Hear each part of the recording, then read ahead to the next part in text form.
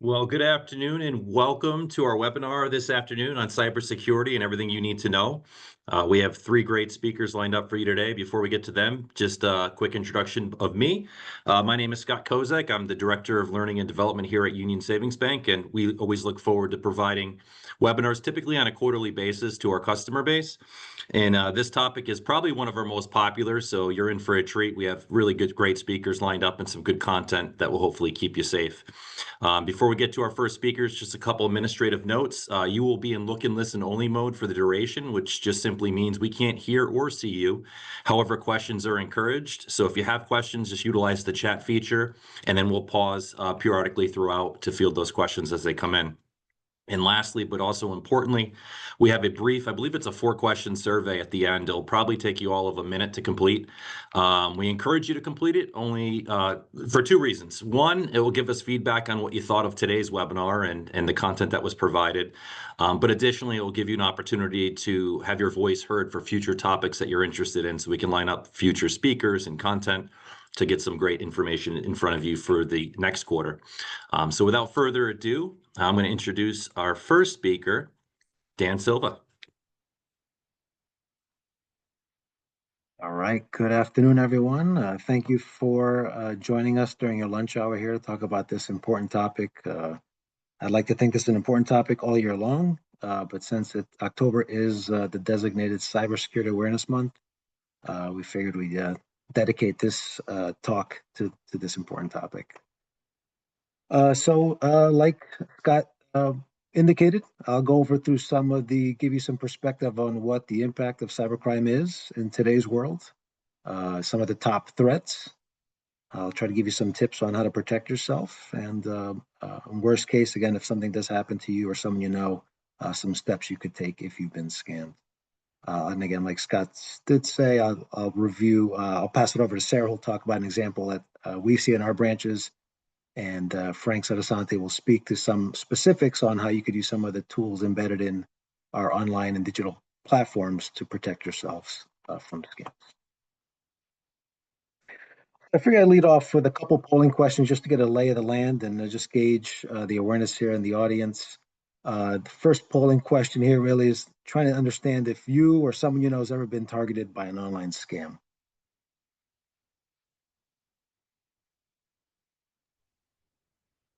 Polling's open. We'll leave it open for about 30 seconds, give everyone a chance to participate.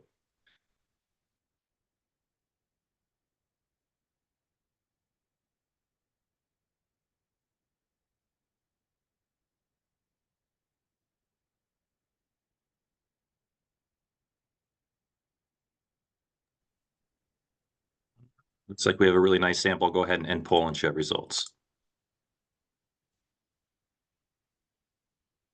Yeah, so certainly between you personally or someone you know, definitely up there in the high range there, and we can certainly attest to that based on what we see from our perspective, and honestly, even myself in my personal life and between family and friends, we're all targets for sure.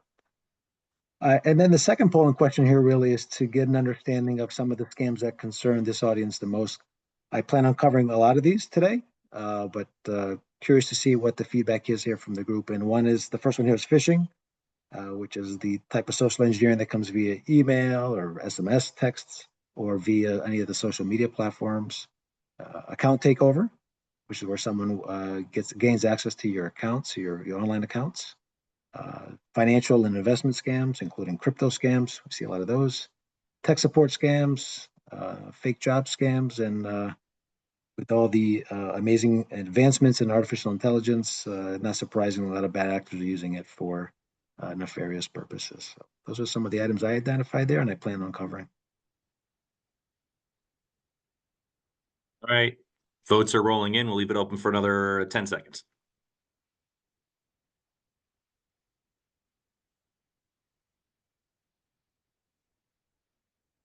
All right, another great sample. Go ahead and end poll and share results. Awesome. Okay, so yeah, phishing and account takeover. Honestly, those are the two biggest ones we see here. And I could say, and I'll cover a little bit more in detail, a lot of the big news stories and breaches you see out there in news media, a lot of them really start with those phishing emails, surprisingly. So it's still kind of, we put a lot of focus into protecting ourselves, and hopefully I give you some tips on protecting yourselves from threats like that.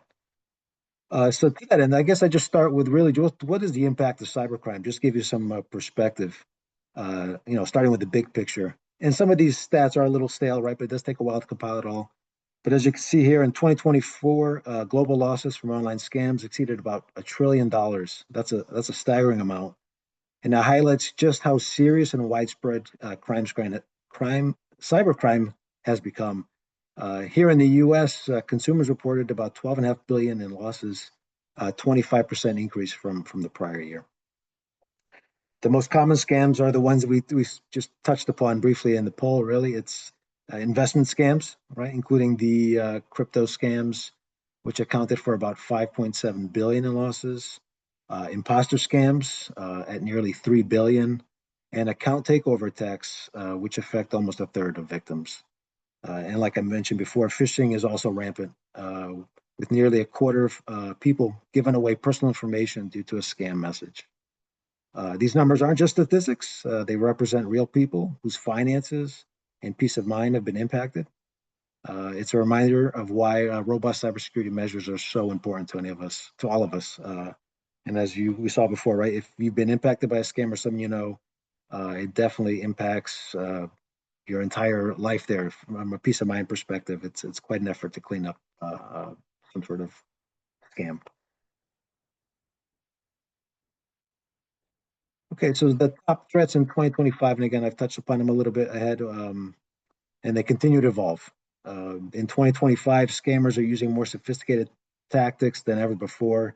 Phishing attacks now come through email, like I said, texts, social media, and even QR codes.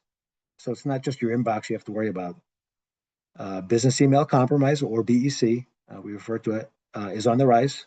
And this is where attackers impersonate a trusted contact to tricking you into sending them money or sending you your sensitive information.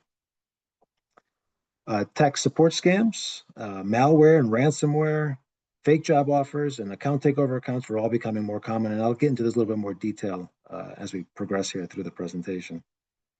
And like I said before, with the advancements of artificial intelligence, we're seeing new scams like voice cloning and deep fakes, which is where these technologies can convincingly mimic people you know.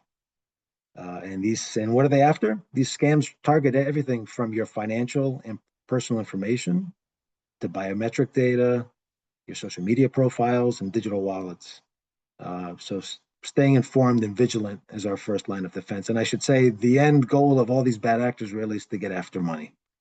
That's the end result. And in some cases, as far as this information that they're targeting, they may already have a profile on all of us, but they're really just looking to build up that profile so they could really maybe do some sort of impersonation attack against you. So phishing, and again, not new, but it certainly still is the primary means of getting into someone's account or introducing bad malware into a computer. But how does it work? It's still the most common way scammers try to trick us. They use emails, texts, phone calls, social media messages to get us to reveal personal information or install some sort of malware or some sort of virus, some sort of software in your computer that doesn't belong there. All of you know, I'm sure you do, email phishing is the classic scam. But in addition to there's also a term called smishing, which is that phishing that occurs via text or SMS. Vishing, which is by voice. Quishing, which is those QR codes. Sometimes that may come in via an email, or you may see posters posted at merchants or at different venues. And again, there's those AI-generated phishing attacks. And how can you spot phishing? Look out for unexpected requests for money information, poor grammar or odd sender addresses, suspicious links or attachments, and usually that urgent or threatening language. And like I mentioned before, now with AI-powered phishing, it's especially even more dangerous, with a 54% success rate compared to 12% for traditional attempts, because that second bullet there, poor grammar almost doesn't apply. The technology that these bad actors are using now to craft these phishing emails are really, really good. It even gives us that specializes some pause to determine if the email is legitimate or not. But the key really is, and you hear me kind of reiterate this throughout the presentation, is to pause and verify before responding to any kind of suspicious messages. Business email compromise, like I mentioned before, is when attackers impersonate a trusted contact, like your boss, a vendor, or even a family member, to request money or sensitive information. This scam caused over 2.7 billion in reported losses in the U.S. last year. So to protect yourself, always verify payment requests by phone or in person. And I should say, when you do call by phone, don't always assume that the number in that email that you receive is legitimate. Bad actors will usually change that as well, either to delay you or relay you to a call center that may be working at their bequest. So use the published phone number, whether from a web search or your contact list. Watch for changes in sender addresses or payment instructions. For those of you that are working at a business with an IT department, see if they can implement email authentication tools like DMARC, SPF, and DKIM. And what this does is a technology that does some validation checking to make sure that an email coming in from X domain is actually coming from where it should be. For those of you on the consumer side, thankfully, the big email providers like Gmail and Yahoo and the like already build that into a lot of their spam protection tools. And again, like this, continue to spread the word, educate your staff and or family about these types of social engineering attacks. Vigilance and verification are key. If something seems off, double check it before taking any actions. Moving on to tech support scams. Again, these are everywhere. This is where scammers pose as support agents from well-known companies. And they may be reaching out to you through a pop-up while you're browsing on your phone or your computer, emails, or even phone calls. The goal is to convince you there's an urgent problem with your device. Red flags include unsolicited contact. You didn't ask for any help. You don't have any problems with your computer. They may be asking you for remote access to your computer for no good reason, but just that might be one of their requests coming out of the gate. And they'll also probably demand for some payment or personal information. So again, to protect yourself, only contact support using official channels. Never give remote access unless you initiated the call. For the most part, ignore these types of pop-ups and emails claiming these urgent problems. And again, if something feels off, trust your instinct. Double check before acting on anything. And just a quick slide here really on malware. And again, you're hearing me talk about a lot of these attacks that are looking to get information out of you. But some of them are also trying to introduce some bad software onto your computer. And what malware is a software designed to exploit vulnerabilities on your computer, steal data, or lock you out of your files, ransomware, like we've heard in some big notorious breaches that have happened in the past years. And ransomware, again, is where it encrypts all the files on your computer, and they'll demand a payment for you to access your own files. So to protect yourself from something like this, keep your software updated. If you're running Windows or Apple Mac OS type of software, ensure automatic updates are on and install them regularly. Use some sort of antivirus software and any kind of ad blockers. Again, I mentioned before, a lot of these items do come in via pop-ups. Back up your data regularly. A lot of the Apple, again, or Microsoft, they do offer subscriptions for online backups just to keep your software safe. Avoid downloading apps from unofficial sources. Make sure you know where you're getting these software from or apps. Again, if it's on your phone, make sure you're getting it from the App Store, Apple App Store, or if you're an Android, from Google. And where possible, enable device encryption. Ransomware attacks now average over 1.18 million in damages per incident, accounting for 91% of losses in early 2025. And again, prevention is much easier than trying to recover from something like this. This has been an uptick here. We've been seeing this about several times a month here, fake job offers. And this remains a persistent threat, especially for high school and college age individuals. One scam we continue to see several times a month involves counterfeit or bogus checks. And this is how it works. The victim is offered a job, often with little or no verification required. As part of their first pay, they receive a check, sometimes for a substantial amount, and are instructed to deposit it.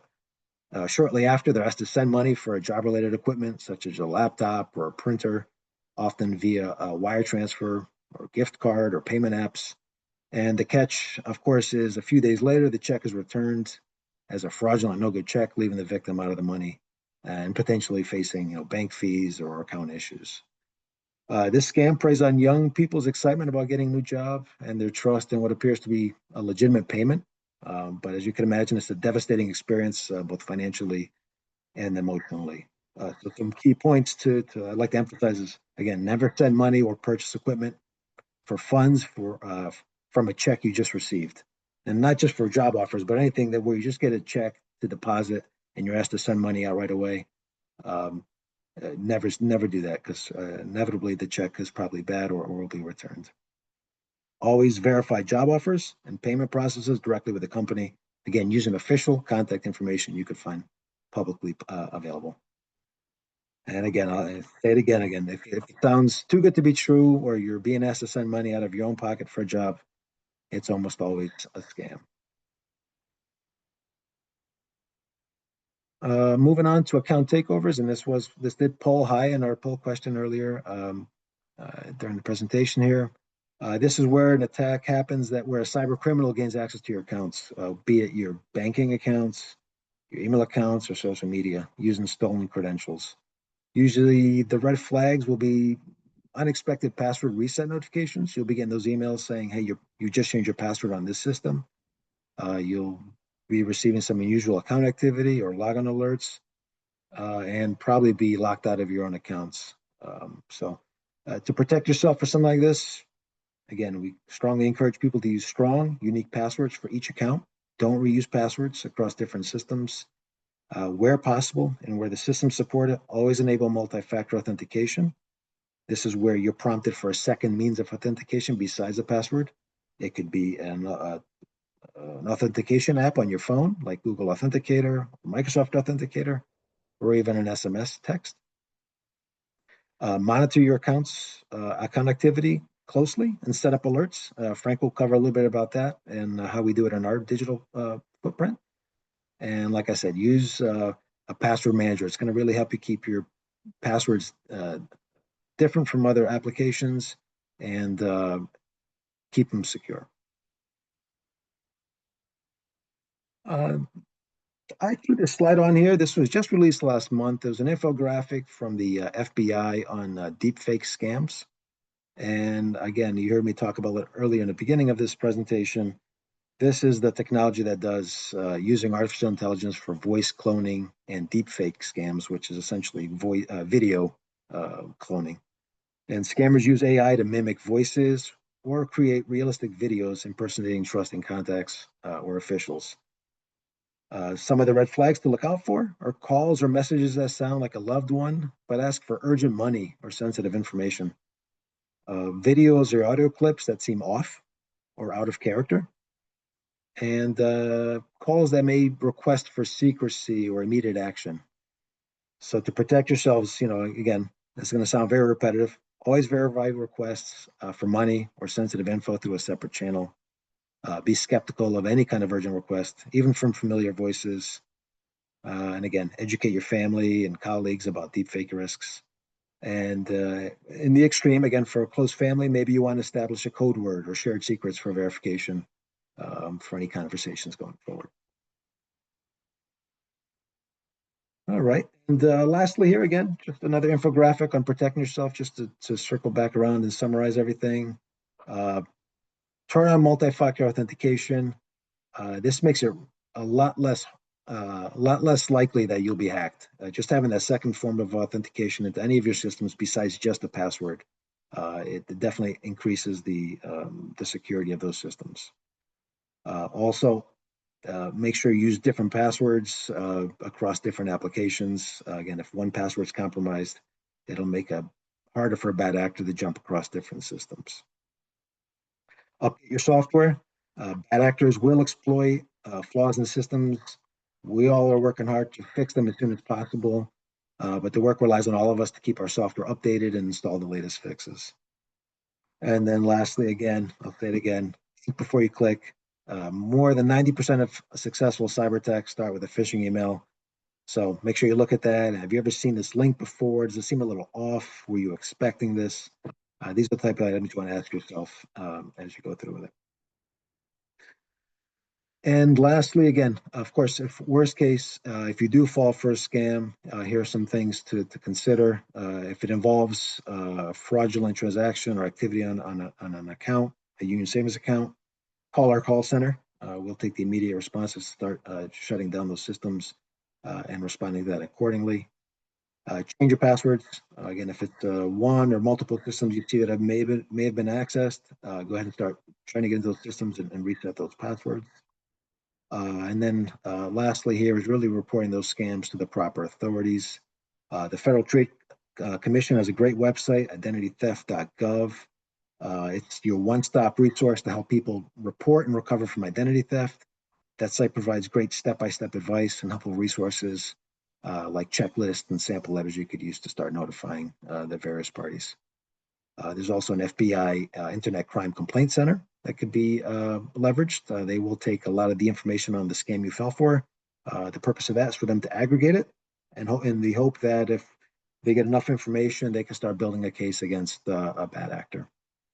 And lastly, don't forget to work with your local police department and file a police report. That does come in handy for resolving and working with some of the systems and vendors that may have been compromised.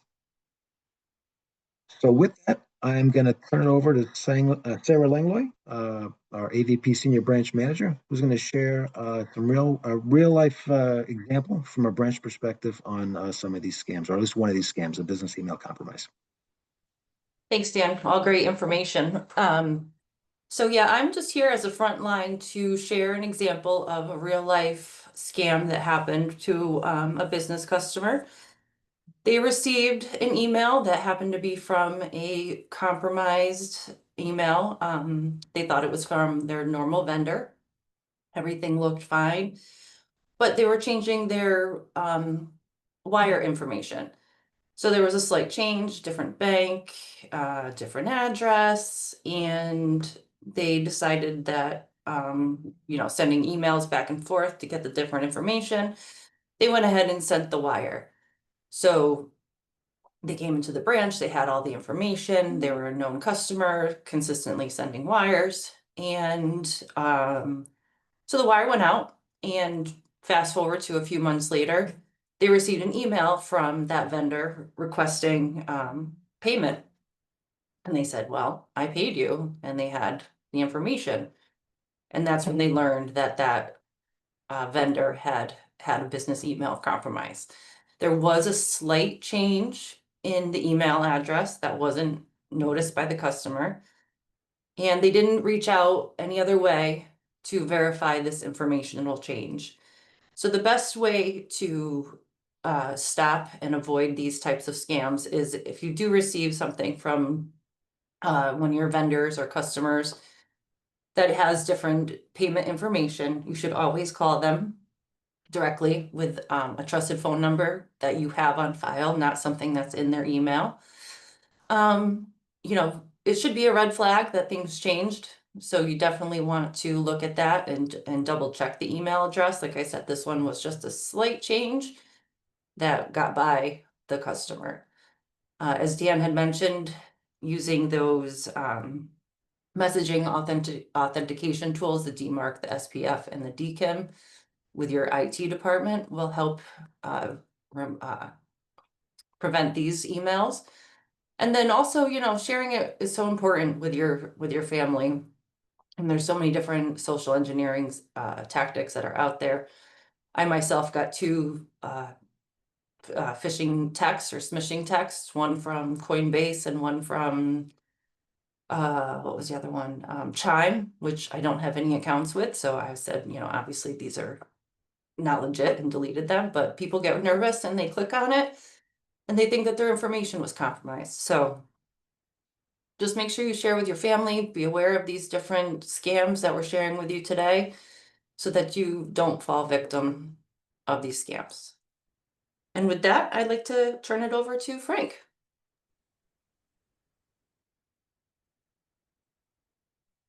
Thank you, Sarah. As you've heard from Dan and Sarah, fraud is a reality in our world today. But the good news is you're not alone in fighting it. Our online and mobile banking platforms are built with advanced tools to help protect you. Today, I'm going to walk you through some of those tools that you have at your fingertips today, from account alerts to card controls to bill payment safeguards, so you can feel more secure and confident in your banking. But before I start, I thought we'd have another polling question. Let's go ahead, Scott.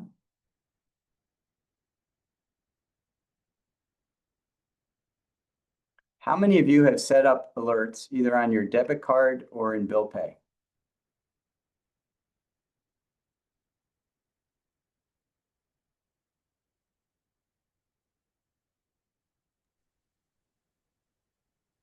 And votes are rolling in. We'll leave it open for another 15 seconds.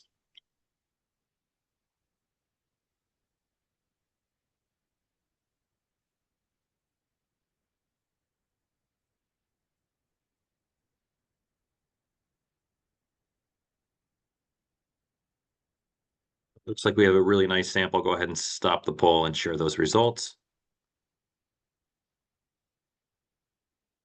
Yeah, so that's what I suspected. A little bit over half of you have not set up any alerts on your account. So hopefully you find this helpful and informative. Our alerts are very similar to having a home security alarm. They're an early warning detection that can help protect your accounts from fraudsters. So starting with our debit cards, contactless payments made with your debit card not only make for a faster checkout experience, but they also offer safe and secure as they generate a unique code for each transaction. So, when you're at the supermarket, many of us are used to swiping or perhaps inserting our card. And what we're saying here is if you just tap your card, that's a more secure way of conducting that transaction. This protects your card information from being used for any future unauthorized purchases. And if the store doesn't take contactless payments, you can still swipe and insert your card to make that payment without any issue.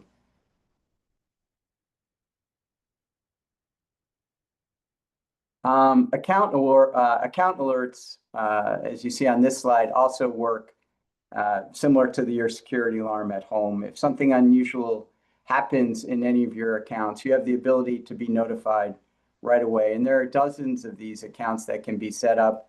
You can see from the visual here, if you're in your account and you click on self-service, and then you click into manage alerts, this screen here that you see will come up, and you have the ability to turn these on just with a click of a button. So very simple, very easy.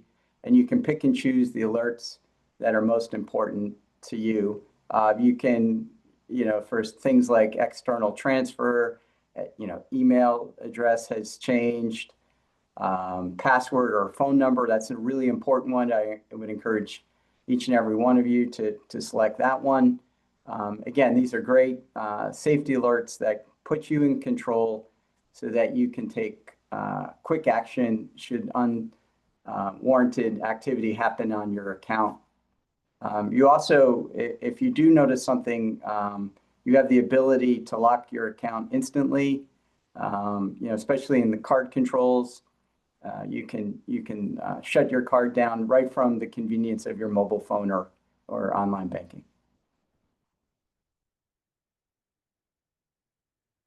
We also have built-in features in bill pay. So hopefully many of you, if not all of you, are using bill pay. And it doesn't just simplify managing your bills, but it also adds an added layer of protection. If a fraudster initiates a payment that doesn't match your usual patterns, the system can stop it before the money leaves your account.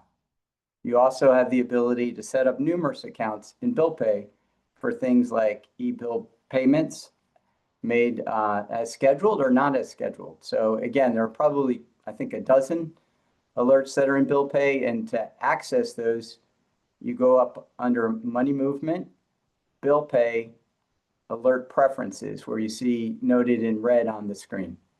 Very simple, very fast, easy to monitor, or excuse me, to set up.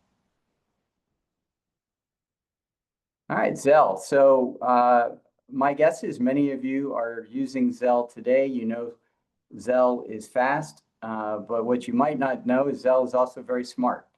It recognizes many of your usual patterns and adds an extra level of verification to prevent transactions that might not follow the typical pattern. Many scams, as you heard from Dan, rely on urgency and impersonation. So remember to always send money to people, only send money to people that you know and trust. And if you do get a request, use an out-of-channel means to verify that person's phone number or their account. Always verify those requests independently, especially if you feel like you're being pressured to do so in a timely manner.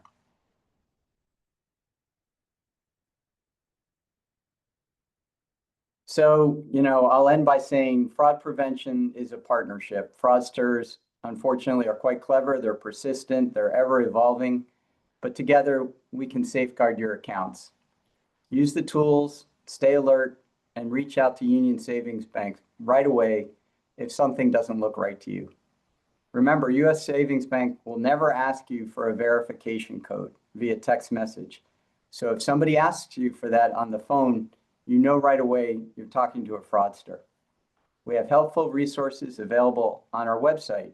So what you see here on the screen is our security center that you can access by going to the Get Help section at the bottom, and you'll find a link for the security center where you have access to a listing of common threats, security best practices, USB security tools, most of which I've covered with you on the call today. So our security center is constantly being updated with useful information as we get smarter around what the fraudsters are up to. Your security is our priority, and remember that fraud detection has to be a proactive habit rather than a reaction. On behalf of my fellow panelists, I want to thank you for joining our webinar today, and we'll field any questions that you might have. And also, as a reminder, please take 60 seconds to answer a short survey that will pop up at the end of this webinar. So with that, Scott, I think we can open it up. Thank you so much, Frank. I did see one question pop in reference to bill pay, not a lot of details. So if you want to add any detail, if you have a question specific to bill pay or what was covered, we're happy to field that. As Frank mentioned, I want to just say, as a moderator, thank you to our three speakers for sharing some of your knowledge with our audience today. As I mentioned at the start of this webinar, this is by far one of our hottest topics, if you will, for quarterly topics as far as what customers are most interested in. We had a record number of signups. So we'll obviously continue to provide this kind of information in this format on a go-forward basis, but also curious to see what else you're interested in learning more about from our Union Savings Bank expert panelists. So with that, question queue looks quiet. We'll give you some time back to your day. Enjoy the rest of your lunch, your day, your week. Thanks again to our speakers, and thank you for joining us today. And if you, again, just take that brief survey as soon as I end this, you'll see it pop up in browser. Have a great day, everyone. Bye.